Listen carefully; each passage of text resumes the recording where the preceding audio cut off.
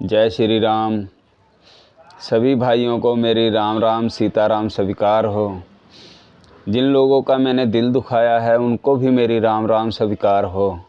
जैसा कि मैंने बताया था, राम राम कहने से मन का भेदभाव ख़त्म हो जाता है। आज जब श्री रामचरितमानस से राम जी ने शब्द रूप में मेरे ऊपर कृपा करी तो मुझे क्या ज्ञान दिया उन्होंने।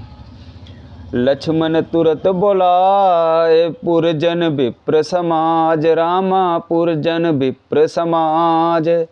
राजुदीन सुग्रीव कहाँ, अंगद कहाँ जुबराज, सियापति राम जय जय राम, मेरे मन बसियो सीताराम। लक्ष्मण जी ने तुरंत ही सब नगरवासियों को और ब्राह्मणों के समाज को बुला लिया। यहाँ पर ब्राह्मणों का जो है उल्लेख है, उनके सामने सुग्रीव को राज्य और अंगद को युवराज पद दिया।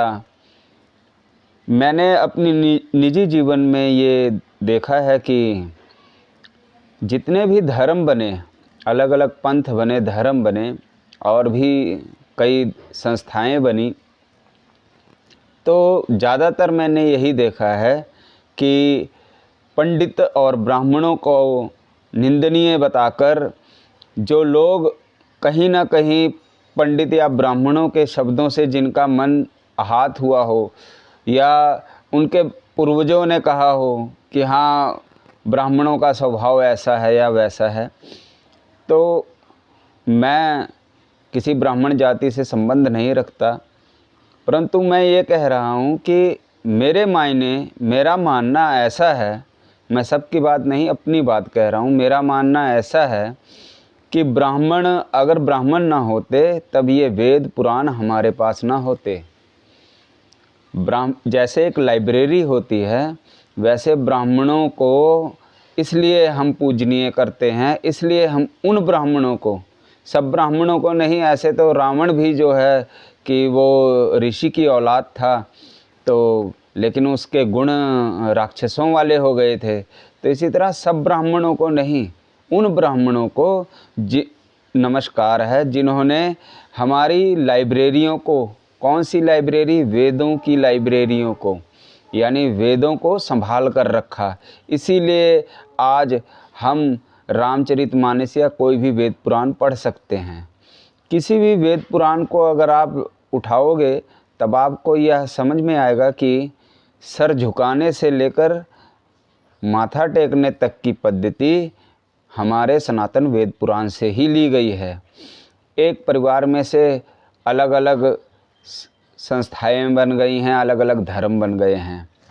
हम फिर रामचरितमानस पर आते हैं। उमा राम समहित जग माही, गुरु पितु मातु बंधु प्रभु नाही। और सुर नर मुनि सब के अहरीति, स्वार्थ लाग कर ही सब प्रीति। हे पार्वती, जगत में श्री राम जी के समान हित करने वाला गुरु, पिता, माता, बंधु और स्वामी कोई नहीं है। देवता, मनुष्य और मुनि सबकी यह रीति है कि स्वार्थ के लिए ही सब प्रीति करते हैं। बालित्रास व्याकुल दिन राति, तन बहु व्रण चिंता जर छाती। सोई सुग्रीव कीन कपिराऊ, अति कृपाल रघुवीर सुभाऊ। जो सुग्रीव दिन रात बाली के भय से व्याकुल रहता था, जिसके शरीर में बहुत से घाव हो गए थे और जिसकी छाती चिंता के मारे जली जा रही थी, उसी सुग्रीव को उन्होंने वानरों का राजा बना दिया।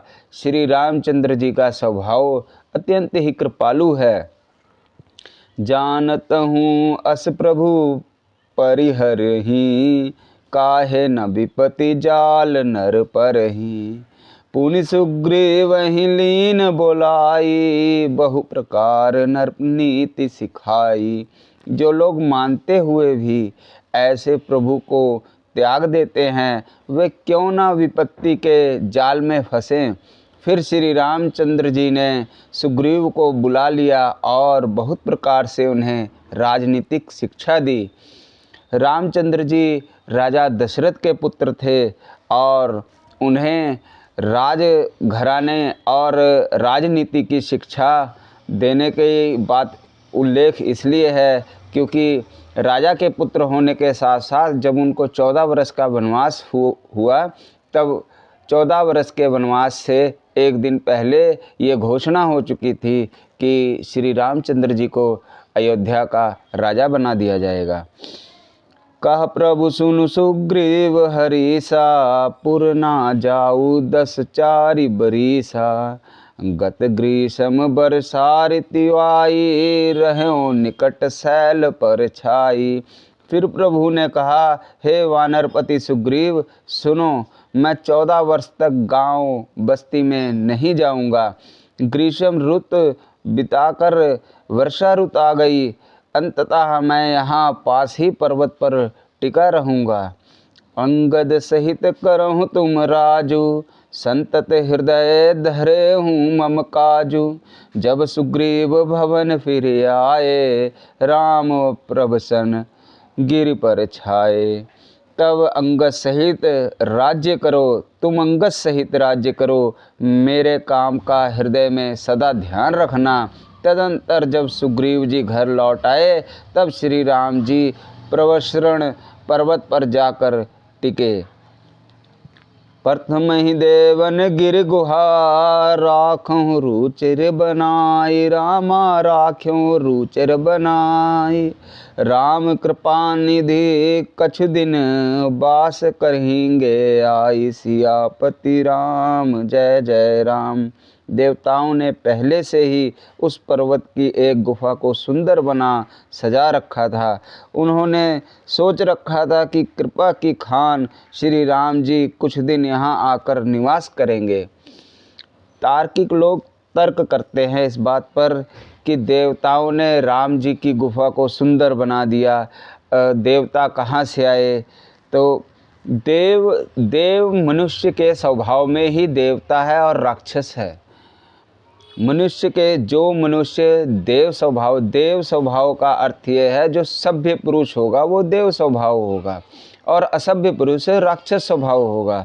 तो जो लोग, जो वानर, जो जन, जो सुग्रीव के राज्य में जो लोग या जो आस पड़ोस की बस्तियों के लोग थे, ऐसे लोग जो राम जी के समीप थे, उनका देव स्वभाव हुआ और उन्हें पता था कि राम जी इस गुफा में ठहरेंगे, तो वो देव स्वभाव लोगों को ही, वानरों को ही देवता कहा गया है। देवताओं ने उस पर्वत की गुफा को पहले से ही सजा रखा था। उन्हें यह मन में बहुत प्रसन्नता थी कि श्री राम जी यहाँ आकर निवास करेंगे। बोलो सिया रामचंद्र की जय।